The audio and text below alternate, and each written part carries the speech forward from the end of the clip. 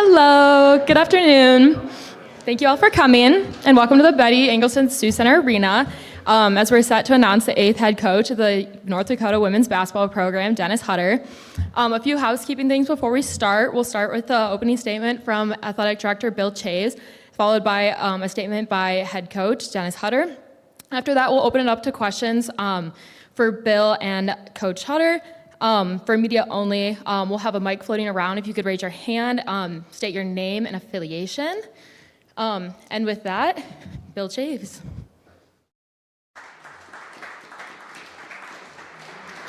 Thank you, Anna. I appreciate it. Ladies, where's our team? Come on, sit down. That'd be great. Sit next to Dr. Armacost. Front row. There you go. All right. Got it. Well, thank you to everyone for coming out today. Really do appreciate it. So last week, Coach Bernhard informed me that she'd be stepping down as the women's basketball coach. Certainly came as a surprise to me. We can answer that. No worries. Send that to voicemail.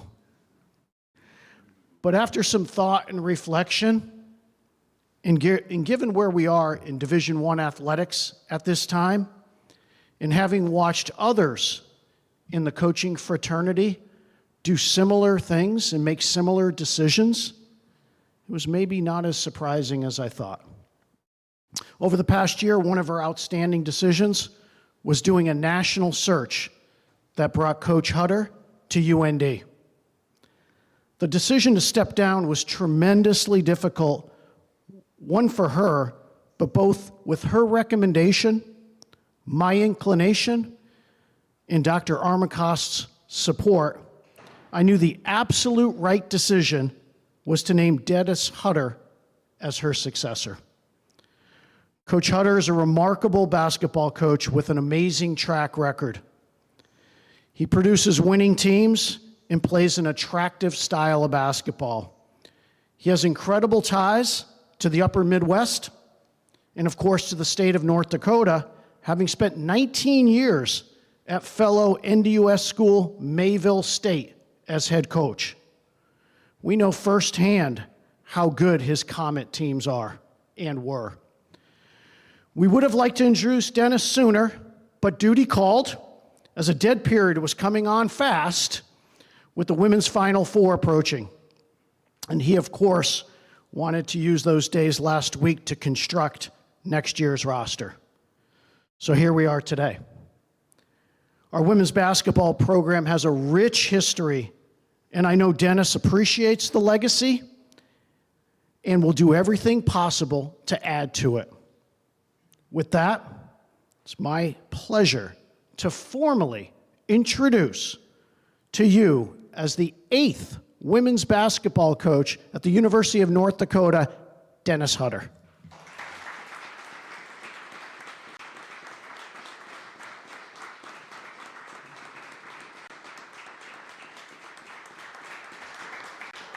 All right. First of all, just got to get out a few thank yous here. President Armacost, Bill Chaves, Eric Martinson, thank you for this opportunity.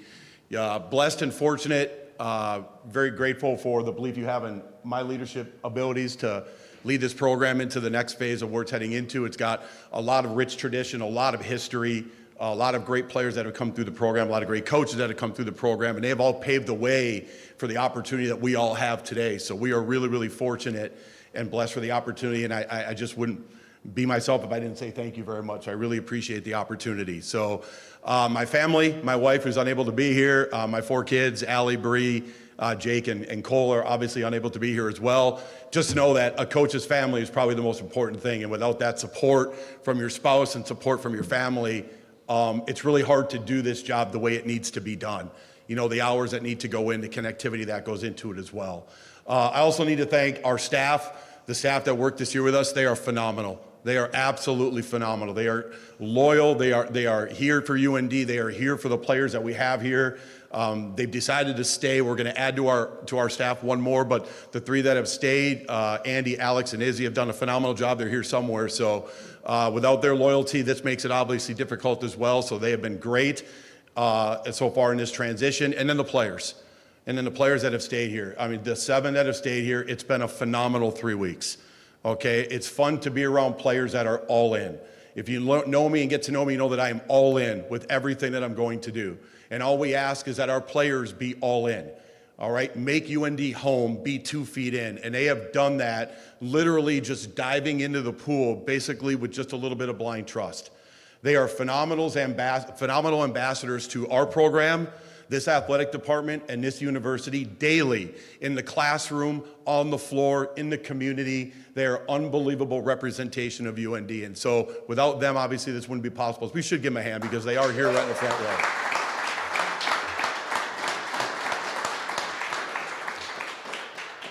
Our program, honestly, people have always been asking me, what are we going to see? What are we going to expect? And that's obviously as we start to build a roster and continue to improve the players we currently have. That's not going to change. The first thing is we're going to be a family. It's going to be family first. And that's always been the way that we were able to do it at Mayville State. And I was very fortunate at 19 years at Mayville State to have some really good success because we had really good players that bought into the way that we did stuff. And it was really hard to leave.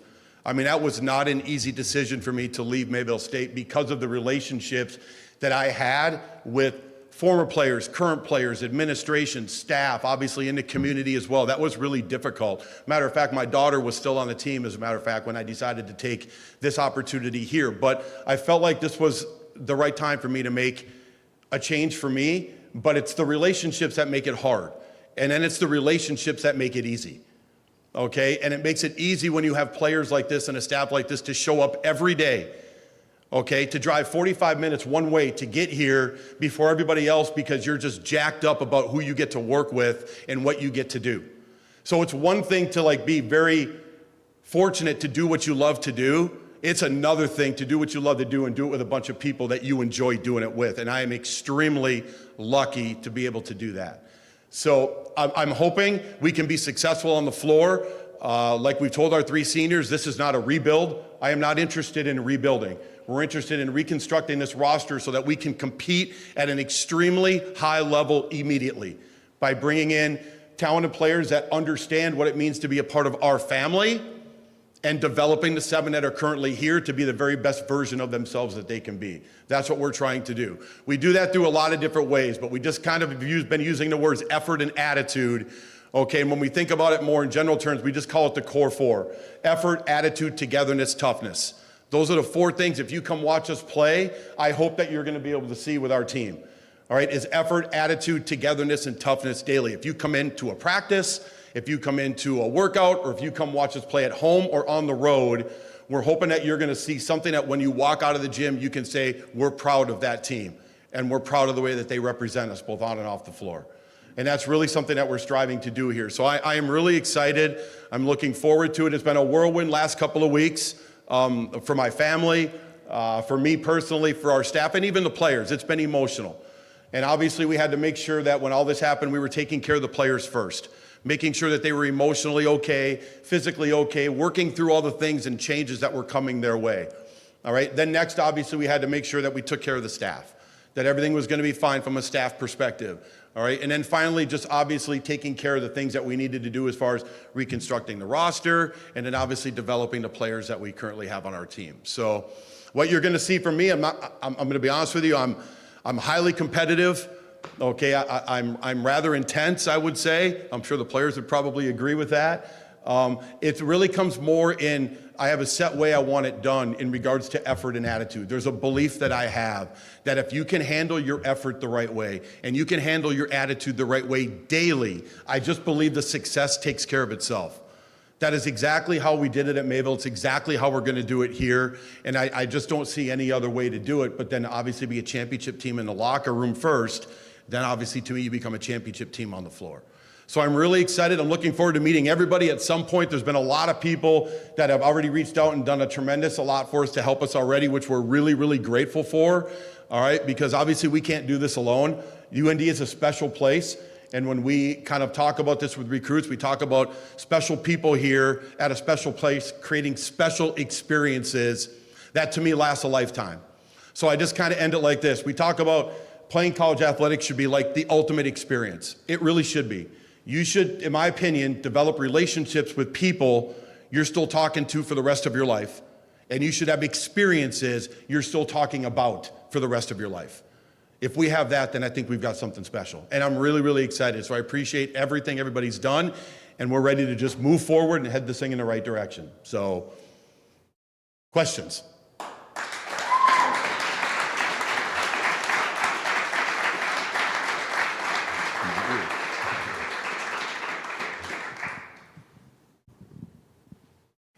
Hey, Coach. Tom Miller at the Grand Forks Herald.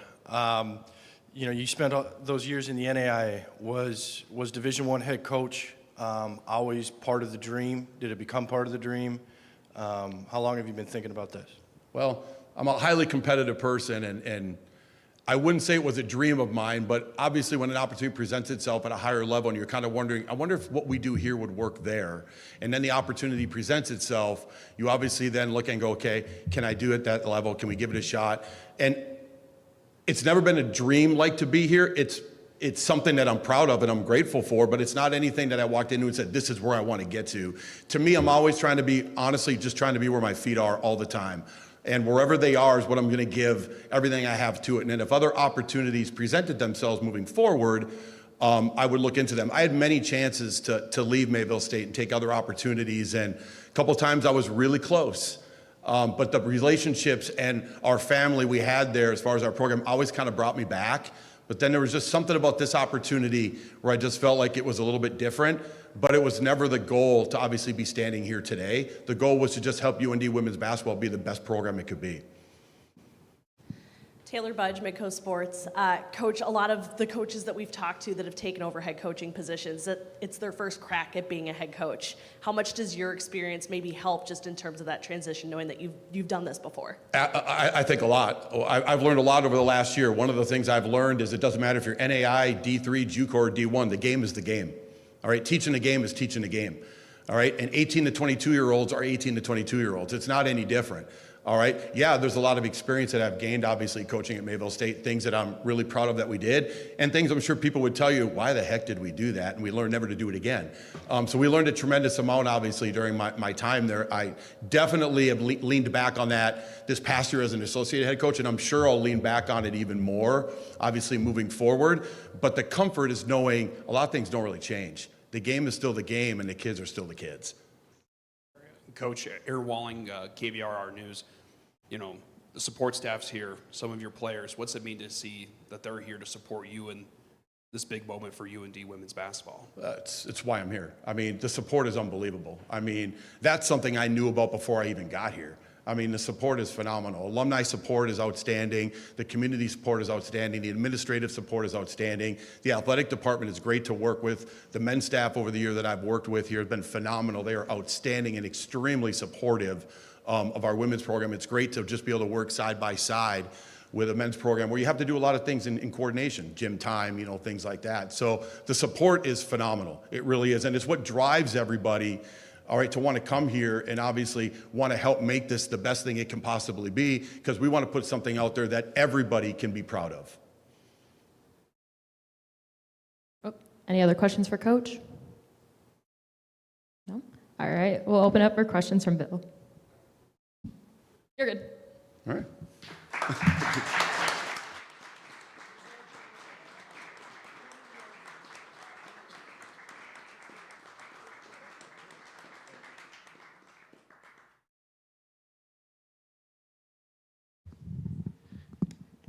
Any questions for me?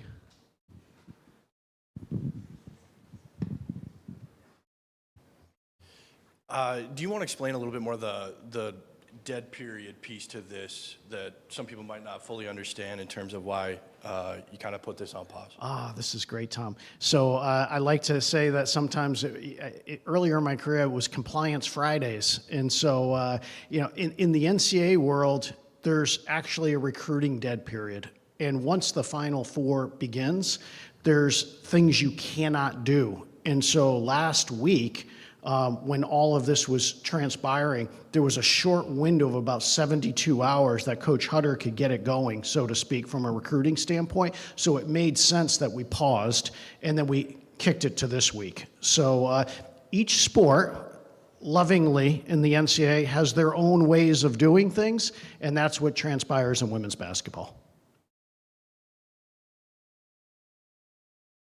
Anything else? Well, thank you all for being here. Appreciate it. And thank you again to Dr. Armacost. Appreciate it.